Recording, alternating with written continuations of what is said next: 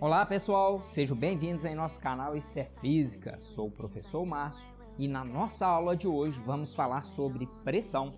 E é exatamente nesta aula que vocês vão entender o motivo de se amolar uma faca, ou por que quando aperta uma caneta ou qualquer outro objeto que tem áreas diferentes e quando é aplicado a uma mesma força, nós sentimos um incômodo na região de menor área. Vamos saber por que isso acontece? Vem comigo!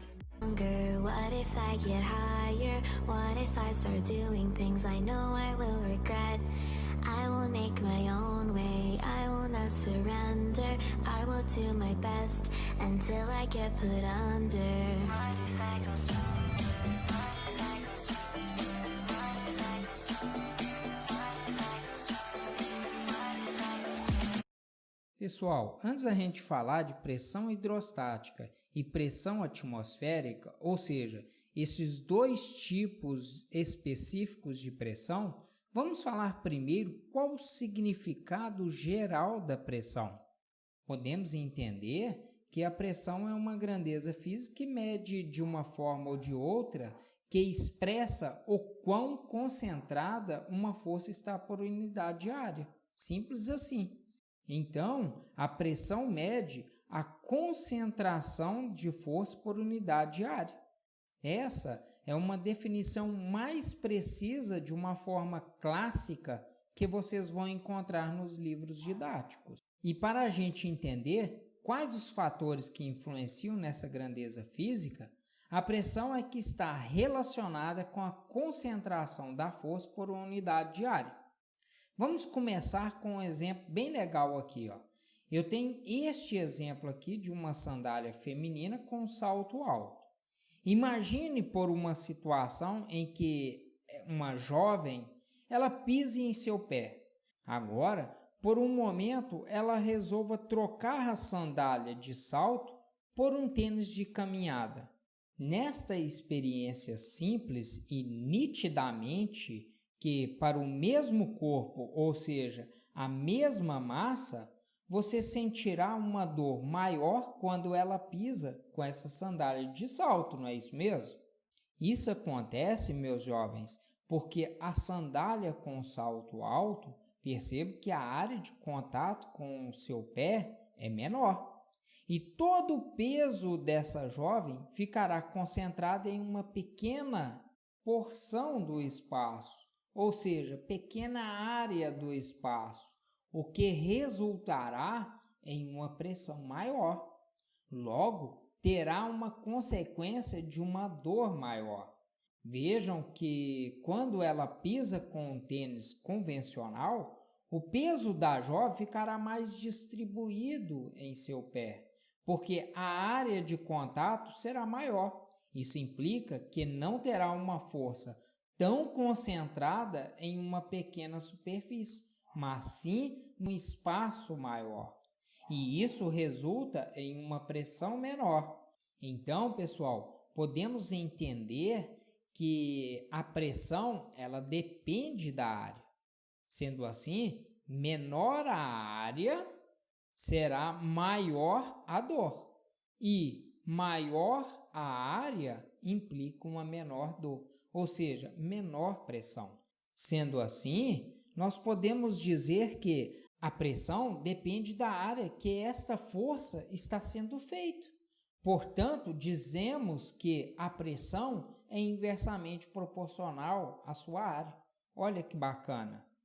Você já pode entender agora o motivo de as pessoas ficarem afiando ou amolando as facas, para um melhor corte. Mesmo não sabendo conceitualmente o porquê disso, elas percebem que as facas afiadas cortam melhor as coisas do que as facas chamadas de cegas, porque ao afiar a faca é literalmente afinar a lâmina, ou seja, você gasta a lâmina dessa faca até que ela fique mais fina. E estar mais fina significa ter uma área menor. E como já sabemos que ter uma área menor significa ter uma pressão maior.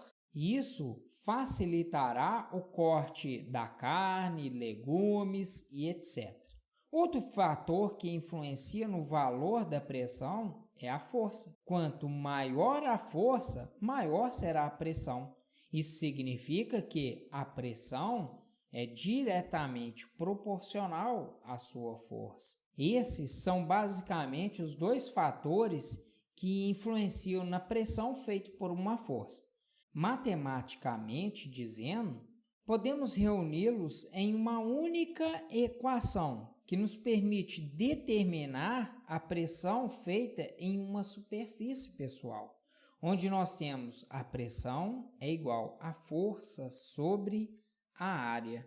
Nesta situação, podemos dizer que a pressão é diretamente proporcional à sua força e inversamente proporcional à sua área.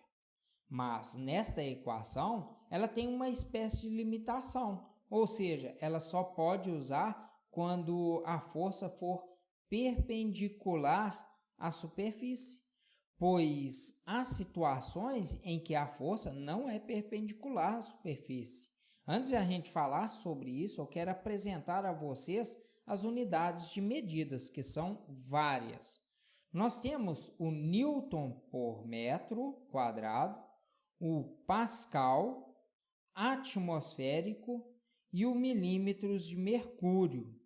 Ou seja, esses são os mais usados em nosso curso. É preciso também saber que cada 1 atmosférico é igual a 760 milímetros de mercúrio, que é igual a 100 mil newtons por metro quadrado, que é igual a 100 mil PA, Pascal. Então, meus jovens, eu posso colocar que 1 newton por metro quadrado equivale a 1 Pascal. Agora, vamos discutir a pressão não perpendiculares. Veja a nossa figura, onde temos um bloco que está sendo submetido à ação de uma força representada por F. Ela está aplicando essa força formando um ângulo tetra com a minha superfície. Nesta ocasião, nós não poderemos usar a fórmula da pressão igual à força sobre a área. Nós teremos de adaptá-la para este nosso caso. Lembram, meus queridos, que sempre que temos uma força que não seja 90 graus com a superfície, temos que fazer a sua decomposição. Sendo assim, nós temos que decompor força para o eixo Y e outra para o eixo X. Então, nós temos um FY e temos também um FX. Como foi falado para vocês, só se calcula a pressão com a componente perpendicular à superfície da força, que está sendo feito sobre ele. Logo, a pressão calculada será por Fy sobre a área. Para calcular a pressão, temos que saber o valor de Fy. E para isso, vamos utilizar a relação trigonométrica do seno de tetra é igual ao cateto oposto sobre a hipotenusa. Portanto, vejam a figura onde nós temos o valor de tetra. Então, meus queridos, esta linha pontilhada aqui, é o lado oposto a esse tetra. E das duas componentes, o Fy e o Fx, o Fy é que está ao lado oposto a este ângulo. E é por esse motivo que o cateto oposto é representado por Fy. Sendo assim, temos que o seno de tetra é igual a F de Y sobre F. Lembrando que a hipotenusa é sempre o vetor que está sendo decomposto, ok? Então, nós temos que F de Y é igual a força vezes o seno de tetra. Agora, nós podemos escrever essa expressão da pressão de uma forma mais detalhada, que ficará pressão é igual a força vezes o seno de tetra dividido pela área. Essa é a expressão onde vamos utilizar quando a força não for perpendicular à superfície, de tal forma que forma um ângulo tetra com a minha superfície e não com a direção vertical, que isso fique bem claro também para vocês. Ele é determinante para o seu cálculo, melhor dizendo, para que a pressão seja determinada de forma precisa. Então, meus jovens, este foi o conceito de pressão.